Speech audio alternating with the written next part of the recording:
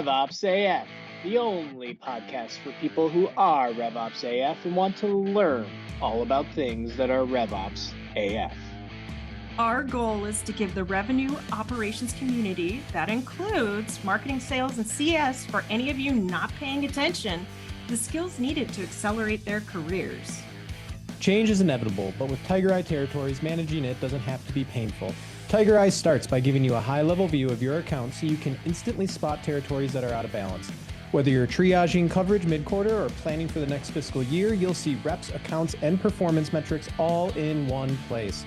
Real-time alerts flag accounts that aren't being worked. With a simple drag and drop, you can quickly reassign them or use the Optimize feature to set the criteria and let TigerEye do the math to rebalance portfolios in minutes. From geo-based maps to AI tools that answer your toughest territory questions, everything is designed for simplicity, speed, and scale. And nothing changes in your CRM until you're ready. Dashboards without the wait, territories without the pain. Check out TigerEye territories today at tigereye.com. Hello, everybody, and welcome to another episode of RevOpsAF, the podcast, where we sit down with folks who are RevOpsAF and talk all about things that are RevOpsAF. I'm your co-host, Matthew Volm, CEO and founder of RevOps Co-op, a global community of 17,000 plus revenue operators from all across the globe. We have a series of programs that we offer to our community members, like a Slack group, a weekly newsletter, digital events, in-person events, education, and a whole lot more. You can learn more about that on our website at RevOpsCoop.com. But today I'm sitting down with Ralph Gootee, who is the CEO and co-founder over at TigerEye. And TigerEye has built AI for business data that gives sales, marketing, RevOps, and finance leaders instant answers to complex questions, all with a conversational AI analyst. And today we are going to be diving into the topic of territory management with Ralph, since he has a lot of expertise in that particular domain. So Ralph, welcome, my friend. Tell us a little bit more about yourself, because you have a background in starting companies and you've seen a successful exit before as well. And I would love to hear a little bit more about that and how that all influenced you starting your current venture in TigerEye.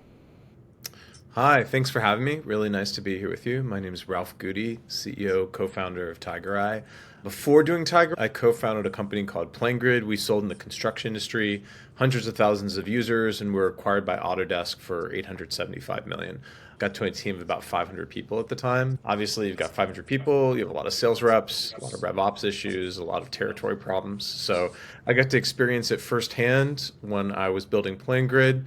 When I joined Autodesk, I actually did executive sales for a while and went and flew around the world to different territories and got to help sell in like some really great places, Japan, Amsterdam, Copenhagen. It was a lot of fun working for Autodesk for a while, but I personally much more enjoyed doing startups.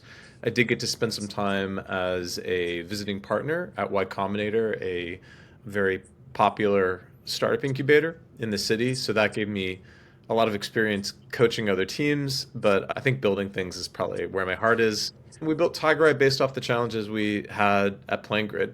There's all kinds of challenges you have trying to scale a company. Product market fit is hard enough. You don't really want the other challenges of operational issues creeping in on you as well.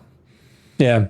So, you obviously there from the start at PlanGrid, and you mentioned growing to 500 plus employees. So let's talk a little bit about first territory management and why that is the hidden lever behind a company's entire go-to-market strategy. And I'm sure at some point you reach the chasm or this tipping point, right, where maybe something like this is not so important when you're a very small team, right? Maybe you have the one salesperson, but as you grow, this becomes a big problem. And obviously, as you have sales reps, regions, global reach, it can cause huge issues. So why is this topic of territory management often this hidden lever behind a company's entire go-to-market strategy?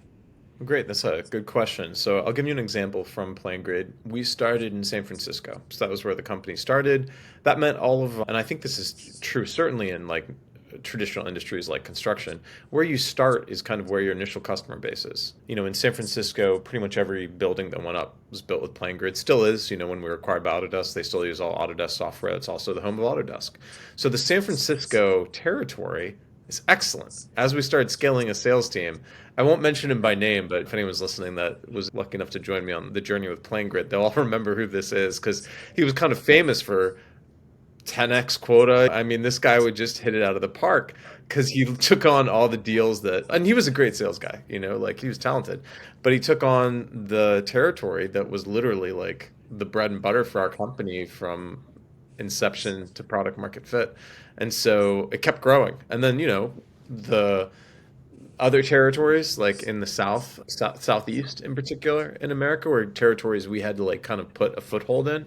I thought we had really excellent sales leadership there, but sometimes the numbers weren't quite as impressive as what we would get on the West Coast, just because that's where we had started. And, that's where territories really matter. The way we were able to grow the company significantly and kind of get to the next level of revenue was we took, I'm trying not to mention it by name. We took the gentleman running the San Francisco region and we broke it up, right? By San Francisco, you can kind of break it up by zip code. You can't really do it by county. It's too heavy in certain areas. And we eventually, for San Francisco in particular, had to take on a named accounts approach, which is what we see most growing businesses doing right now, where you've got a blend of geos and you've got a blend of named accounts. For San Francisco, there was just such heavy hitters. And this is what we did with this gentleman that had this region. So we gave the region to someone else and we gave him only 10 of the, I don't know, maybe there's 500 accounts in San Francisco. We gave him only 10 of the named accounts in San Francisco.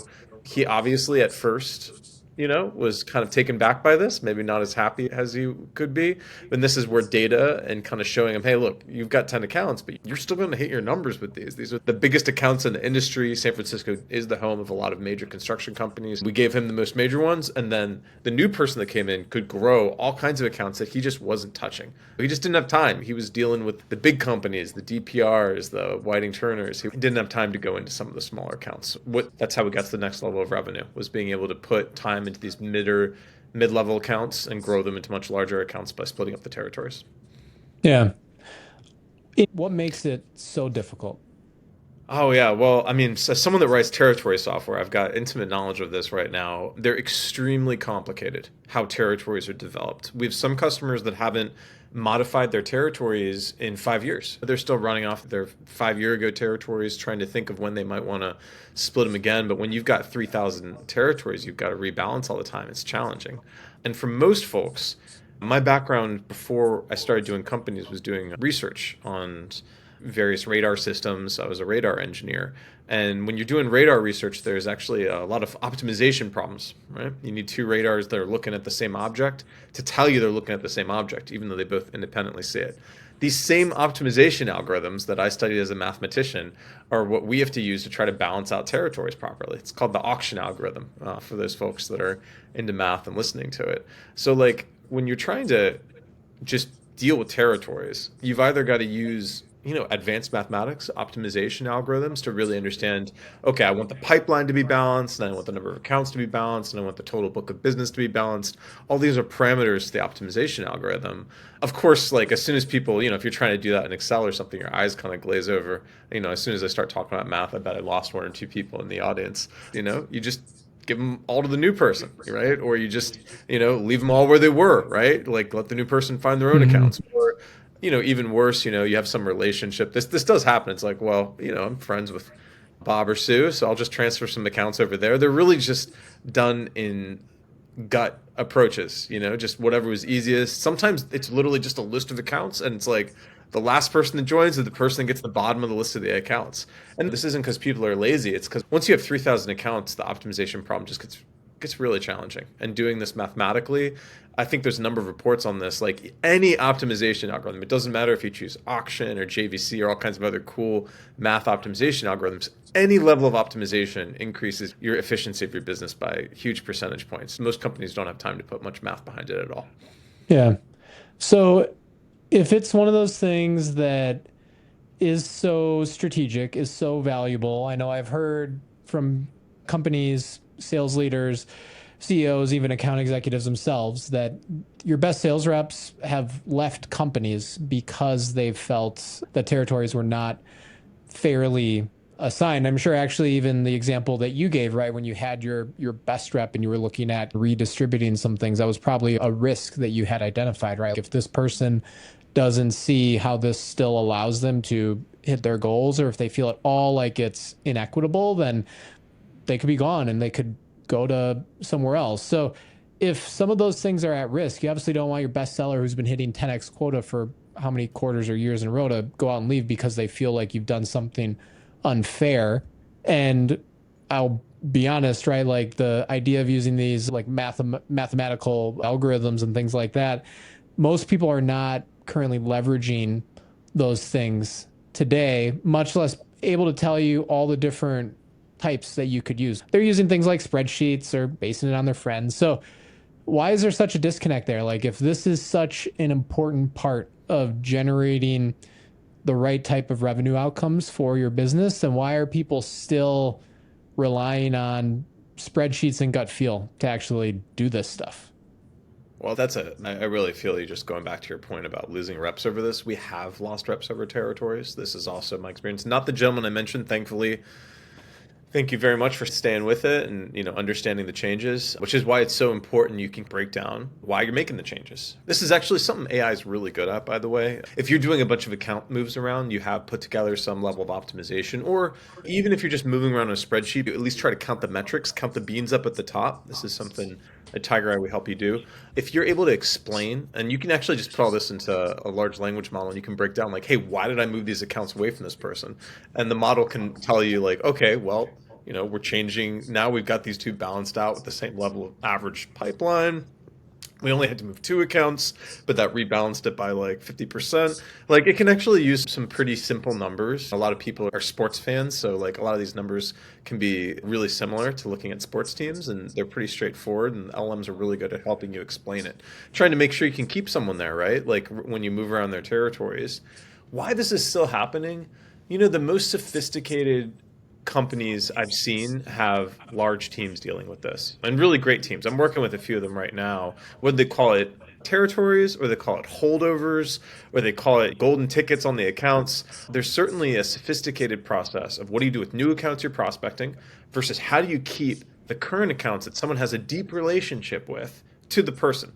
That's something an AI is never going to figure out. That's actually one of the core issues that comes up with this, is it's too scary to be able to move around a bunch of accounts when you know that, Sue has a deep relationship with this Fortune 500 company. You'd never want to take that account away from Sue. Or Bob's brother works at like this particular company. Not that we all need that, but it helps to know that, right? There's a reason accounts are with somebody. So the first process is like the holdover process or the locking process to make sure you get an account that stays with somebody. As soon as you start building this up, you're going to have some pretty complicated, if you're a Salesforce customer, you're going to have some pretty complicated code in Apex to be able to make this all work right. So the complications start popping up in Salesforce to have to write a bunch of code to kind of lock the right accounts to the right people. There is tools that are available to help you with this, but they are very complicated, they're challenging, hard to use tools. So that's one of the challenges that pops up. The other challenge we notice, and this is something that's changing, we're really lucky to be part of this change because it really helps us out. This is one of the problems we try to solve at TigerEye as well, is trying to pull together when somebody, like you've got, who's doing the territories? This is always a question I ask when I'm working with new customers. Is it the sales leadership that is defining what the territories are for their team? Or did the sales leaders get given what the territories are from the RevOps team? I think there's trade-offs in both of those. There's positives and negatives no matter which way you go. I will say the strongest companies I've seen trying to solve this is it's a communication between the sales leadership and the RevOps team for trying to balance this out correctly, right? Like neither of them necessarily are directly responsible for what it is, or at least, maybe RevOps gives sales leaders what the pool of accounts are that they have to distribute to their own team. We've seen that be a really successful model, but it requires a lot of negotiation and a lot of collaboration, which is honestly quite hard to do on spreadsheets. And then tools that are built into popular products aren't really meant for sales leaders. RevOps folks, more and more are engineers. You can see this with companies like Clay kind of defining this new engineering outcome for engineers. You can see it. We deal with a lot of RevOps folks that, some of them have PhDs now. Some of them, most of them at least know Excel. Some of them know SQL, which is a really powerful language we use a lot. And this type of communication, like a tool meant for someone that's like an engineering mindset versus a tool meant for a sales leader. So you have to find something that bridges the gap between two of them. So you can have a conversation about what accounts belong with who, especially if you're trying to have joint leadership over the account assignments. It depends on the company. Like we've seen good success for sales running the territories, and we've seen good success for RevOps kind of giving them out. But normally the best success is when there's tight collaboration and teamwork between the two. Yeah. So for this next question, I'll just start by saying I know that you'll probably want to answer this first with saying that it depends, but I'm going to challenge you to actually give me an answer on this. So as I think about what you were describing before with your prior company targeting construction firms, you mentioned a lot of them being based in San Francisco or other areas. It's one of those markets where it is very geographical, right? Like there's certainly national players, international players, but a lot of firms are going to be regional, local. And so you're going to have like this geographic territory sort of model of being like, yeah, Southeast, San Francisco, West, East, Northeast, Midwest. It makes sense because when you look at your accounts, right, they're building physical things in that particular region. Those people that you're going to target are going to be based there. The world has obviously changed and evolved, and now you have distributed teams, fully remote teams. You have companies that are selling software, people who may be working for a company. The company might be based in San Francisco, but they're living in Toronto or Madison, Wisconsin area. And so this whole notion of geography is, I don't want to say irrelevant, but it's still a data point. But what's the best way for people to think about carving accounts and this whole notion of territories and what it even means? Like, should they be, is it geography that still makes the most sense? Is it named account list and where they're based doesn't really matter at all? Is it vertical specific? Like, what's the best way that you would advise people to think about that?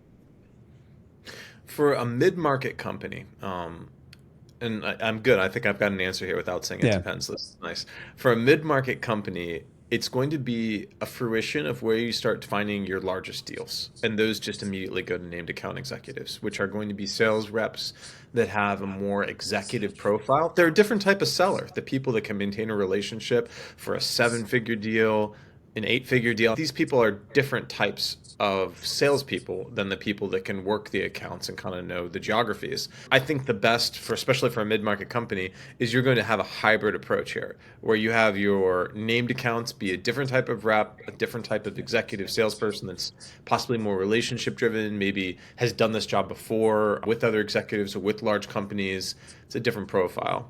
But when you're trying to still mature an area, and this works on the remote side, if you live in the area, I think certainly in construction, manufacturing, and some of the more old school industries, in-person meetings make a big difference. It doesn't matter if you're remote or not. So there's still a need for being in person.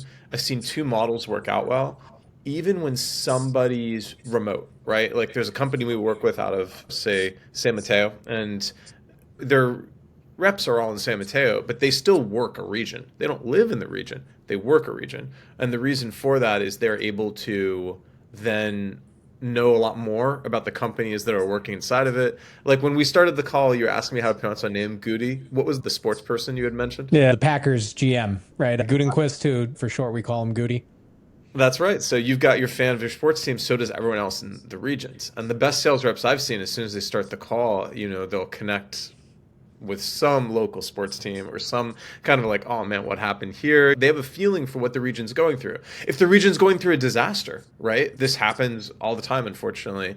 And if Florida's having a challenge right now, this is not the time you reach out for your renewal conversation. You have a more intimate knowledge of what's happening in the region. So even if you're a remote team member, it's still really important knowing what's going on inside your region, especially if you've got some type of physical goods you're selling that's, has any type of geographic bounds.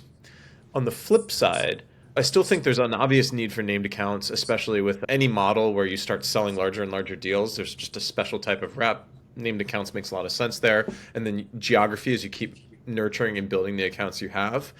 Industries make a big deal as well. Like even when you're selling, if you can get an industry, and it's all strategic, right? I think geography is the blanket. That's the basics, right? Like, and you kind of need it no matter what. Because you need coverage for just random accounts that are like popping into the world. But as soon as you start figuring out, and this is where it's like a product market issue, as soon as you start figuring out where your product's really, really doing well, like let's say all of a sudden you're doing great with government contracts, right? Like all the local governments, you're just really hitting it home with it. This is the time you start breaking down your regions, not by geos, but by local government. That gets one, maybe finances get ones, depends on your product. This is an extremely strategic conversation. As you start getting to fruition and really figuring out how to make some industry segment work, that's when you start carving your territories by those industry segments that are really working for you. And then you can have geography as for all the random accounts and prospecting that come in. Yeah, no, that makes sense. And yeah, the geography as a way to connect with people as something that is applicable regardless of where the company's based. That allows for that connection outside of the business conversation that you're trying to have. And so you hit on this earlier, but obviously territories can be highly negotiated. They can be very political as well. And as you start to add people or carve things up, or just like compensation plans, the minute you start to make changes, there's just a lot that goes on there. So do you have any stories on prior experiences of political adversity around territories? And what sort of advice or learnings do you have from those things that you could share with the audience here that they can kind of take away? Okay, I've got a few different levels of this. A lot of my time was as a co-founder executive, so that's really where the challenges come in. So I'll share some of my challenges there, and hopefully that resonates with a few folks. I had this one sales leader. I really love this guy, all positive stuff for him. But you could tell it was always a challenge with how he led the team, that no one really knew who owned what territory. It was almost like strategic, right? Like you had to go to him to figure out who sold in San Diego or what was going on, right? Like there was no way as an executive team that you could actually figure out what was even happening in the business without having to talk to him. So much so the illustration I always have in my mind is where's the map, right? Somewhere, especially if you're a geographically carved company, you're going to have a map somewhere. And, maybe it's digital. This was only like a few years ago, but still the map was behind this gentleman's desk, like this giant, like middle school grade map. It had drawings on it, like here's, Bob and Sue's territories, right? Like this is who you have to talk to. And he would change it, right? Like it wasn't like there was some meeting that would happen. Like he would just kind of change it on his own. You'd have to go over to his desk and like bask in the map, you know what I mean? Like covered by it. And so like politically, I think when somebody starts making it hard to understand who owns what and what's going on there, that's always a big warning sign for me. I mean, it's one of the negatives of having your sales leader break down the territories is like, this gentleman also hired a lot of friends. There's positive things with hiring a lot of friends, having people that you've worked with for a long time, you're following him to new companies. That's good. And then on the negative side, like if you're taking all your friends and giving them all the juiciest territories, that's really bad. And that's very demotivating for everyone that isn't in that in-group that someone brought over, right? So there's always, when you're hiring sales leadership, there's challenges with somebody that brings over way too many people. And there's challenges with somebody there's definitely challenges with somebody that brings over nothing, right? You kind of want it in the middle, right? Not somebody that you bring in, they have nobody that followed them, right? Like no one wanted to follow them to a new job. And not somebody that when they come in, they brought all their friends, like 50 people, of all questionable quality into the company to soak up the good territories. Because this can happen. I think the other thing that pops up here is over and under assignment. I don't want to go into too much detail here. This isn't my specialty, but I do know that when you start dealing with over and under assignment, like who's expected to really knock it out of the park and who are you trying to prop up, this can get very political very quickly. I think equitably, you want the least amount of variation in the over and under assignment. This is where territories are sometimes helpful, is because if you've got some totally new venture. International is normally this for it can be this certainly, where all of a sudden you've got like some EMEA, some APAC territories that you want to start growing in, but you just have no idea if it's going to be successful at all, right? Like when at PlanGrid, just to give you a specific story, we tried a few different, like we had EMEA and we had Australia. And we tried them both at the same time, right? Like, okay, let's go out there. We have our EMEA strategy. We have our Australia strategy. We would have expected EMEA to kind of knock it out of the park. And it struggled. Like we struggled with PlanGrid in the EMEA region because they just build a bit differently. The UK has advanced building needs and tends to build much more complicated buildings with a lot more gatekeeping. It's a much more structured building process that we had to learn how to fit into. It took us a while to really understand the EMEA market, where Australia built very similar to America. Pretty much the same building processes go forth in Australia as the US, and they're building similar buildings. So our Australia market really started kicking it into high gear, and our EMEA market kind of struggled. And these two guys that led both these teams, I love both of them. Again, I don't know whoever's listening. We had a big team that worked with us.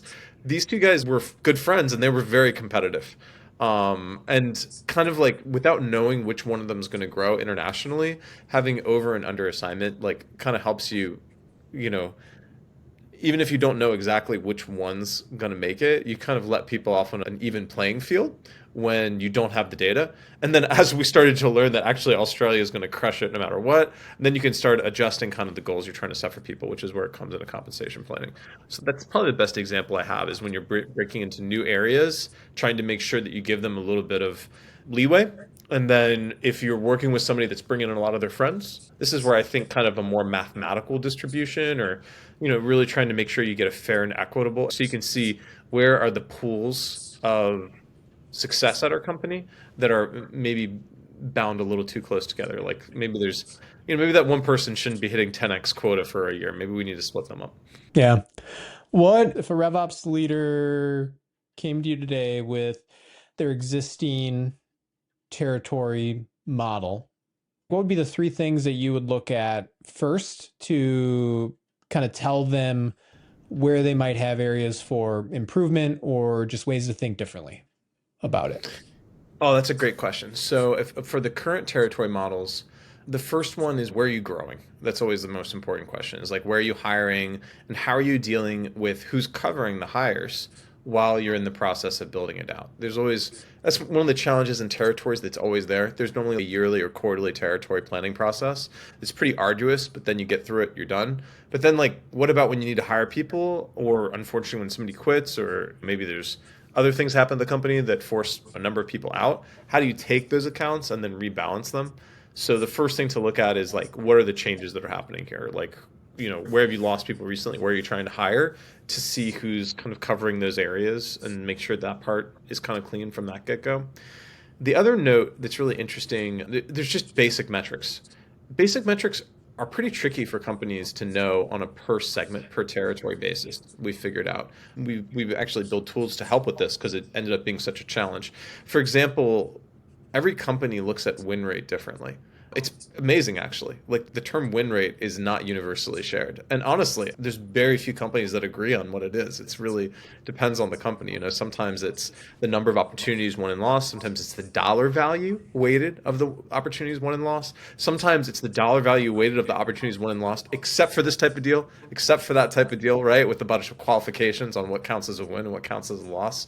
So when you're dealing with these very complicated metrics, it becomes very difficult to see on a segment by segment or territory by territory basis of where the win rates are crushing it. Are we really knocking it out of the park? And then where are we much below the baseline? It depends on the company what the core metrics are. Sometimes win rate's important. Pipeline's always important. That's pretty much always everyone's key metric. But then it goes into the ICPs. We see that a lot. How are my ICPs distributed against my region? The next question is how are the metrics distributed right now? If we're trying to look for equitability, what do we have right now? Where is it way out of balance? And then the third one, this one's really interesting. Where are we not moving in the right direction? So if you start looking at, for both leads and opportunities, you have a series of stages that create a pipeline, of course, like, go through stages all the way to close one. But they tend to move back and forth within the stages. This is hard data to capture. You can get to it a little bit with some analysis. We, of course, had to solve all these things to be able to try to help people with this. Because if you notice how things are transitioning in the stages, you can break it down on a per region and per segment, depends on how you split it up, and figure out where are things not transitioning properly. Like, what's my team that's not going out of the park of moving my opportunities from prospecting stage to crushing it? And where are my regions that really can't get things moving through at all? Then you layer in, my final note is layer in the marketing data. And marketing data tends to be a lot less clean than a lot of other company stuff, but it's getting better and better. And with marketing data, especially multi-touch data, you can figure out like, where am I starving my geos? You can hear the reps complaining about this. We always, the poor Southeast, because I love the leadership of the Southeast. I love the Southeast. I'm from the Southeast personally. And like, we just at PlanGrid had challenges getting through to there. And you could always try to figure, like, everyone's trying to figure out why. Like, was I given the bad region? And it turns out like we just weren't marketing well down there. We just weren't putting the marketing dollars in. We weren't putting the campaigns in. And when you finally looked at the data back at PlanGrid, we didn't have all these new AI tools that existed like TigerEye. We had to write these ourselves and have a team of PhDs come up with data models and map it all in and try to get some model correctly for how the leads were distributed. And when we finally finished that, we realized, we were actually starving the Southeast. So going back over it, the three of them is like, what's your coverage model? Where are you trying to go? Here's where your plan is right now. Here's how you're breaking it down geographic and segments wise right now. What do you want it to look like in the future? The second one is, how are the metrics equitably distributed right now? What's the baseline? What are you working with right now? And then the third one is like, how things are changing inside of these regions. Like, is there any notes in the process? Was there a bunch of data missing? Sometimes there's regions that just aren't filling out, next steps properly, don't figure out competitive losses. There's just stuff missing from their data. We try to figure out the pockets where there's some operational efficiency that's needed. Yeah. Yeah. No, that's great feedback. So I have one more question for you before we wrap up. As a CEO, as a founder, as an executive, now in your second company, what advice would you have for revenue operators out there to be the best strategic partner to their executive team? And this can be anything. It doesn't need to be territory specific or anything like that. A lot of operators out there, want to move beyond the tactical kind of firefighting sort of stuff, but they really want to be the strategic partner to the CRO, the CEO, the COO, the executive team. What advice do you have for operators out there to be the best strategic partner that they can be to their executive team? It's a great question. I'm a metrics-based leader. I think a lot of people try to be metrics-based leaders now. This was not the case with my last company. When we were building PlanGrid, there's a lot of people that were still kind of feelings-based. I think generally the industry's moved metrics-based. And so I think for the revenue teams, this is a great opportunity for you to understand what the North Stars are for your company. And every company's North Star is revenue. I mean, that's one of the North Stars. Maybe there's others. Maybe it's Net Promoter Score. Maybe it could be pipeline. Some companies are very focused on pipeline now. And then in the type of work you're trying to do and the type of presentations you build, you can always try to align them towards what the company really needs from a metrics perspective. I was really lucky I was at a revenue conference not too long ago. I was really lucky to be sitting with the revenue operations leaders at Google, Meta, Informatica, Infosys, just really, really good dinner that I was able to join them at and kind of listen to what made these women and men so talented at their jobs. And they really understood the metrics that their company needed. They aligned with them often. So if the sales team was compensated this way, the revenue team also put their goals in the same direction so that they were working hand in hand with the sales teams. The second thing I noticed was they really were team players. Revenue teams lead a lot more of the stack than they used to. For instance, at Google, I noticed the revenue team also manages all vendors. This is sometimes a job that used to be done by the CFO or something like that. Now it falls because, there's so many revenue operations tools, sales, marketing there's all kinds of tools with it. They put all the vendors underneath the revenue team to see and look at. Some revenue teams also run all data.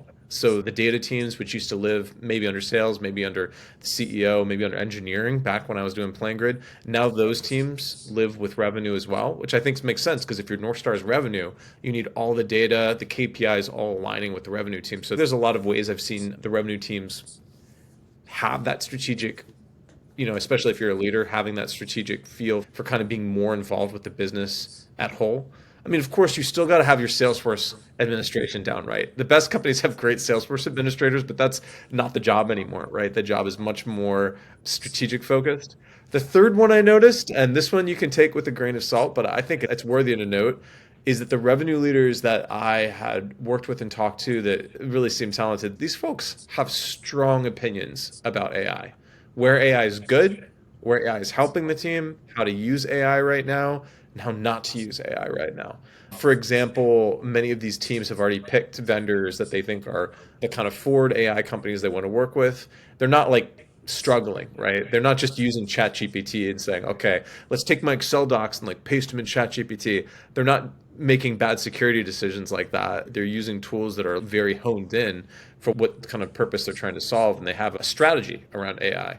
The strategy that I heard the most was a constellation of agents, different agents solving different purposes. Maybe you've got one agent that's really good at dealing with your CPQ system. Maybe you have another agent that's really good at dealing with your territories and metrics, and then working with a few of them together with the human in the center. That's like the job, these tools are just tools for the humans to use. So they've got a strategy of how they want to move forward with AI. They have a playbook that they're using right now. They have research they've done on what's working and not working. And I think that came off really strong. Having an idea about AI is another thing that I think RevOps folks and revenue people in general should have nowadays. Because the worst thing you could have is, I don't know how AI is going to impact my business.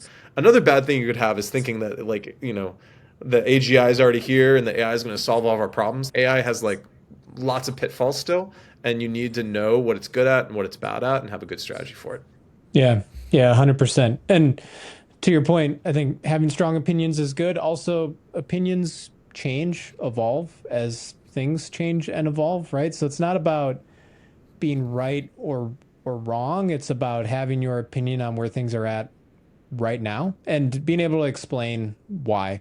And your point on understanding those North Star metrics and really driving towards those things with all the initiatives that you do makes tons of sense. I know I heard another CEO explain hey, when we talk about wanting RevOps to be strategic, what we really mean is we want you to explain everything or tie everything back to one of two things. How is this going to help me grow and drive more revenue? Or how is this going to help us be more profitable? So is it going to add to the top line or is it going to add to the bottom line, right? And if you look at it that way, it's relatively simple, but it's hard to sometimes make those connections when you might be in the weeds doing the Salesforce administration work or tying some of these tools or systems together, or deploying a new CPQ or rolling out new territory models. But the best operators are able to tie all of those tactical, day-to-day, week-to-week, quarter-to-quarter sort of things to those broader metrics to communicate what success looks like and why they are so valuable and so important. So, Ralph, thank you very much, my friend, for joining and dropping some knowledge on all things territories for us today. This was awesome. I really appreciate it. Thanks a lot for having me. It was great chatting with you. Thanks so much for tuning in to today's episode, everybody. For more great content like this, join our community at RevOpsCoop.com and check out the links provided in the show notes. Keep it RevOpsAF, y'all.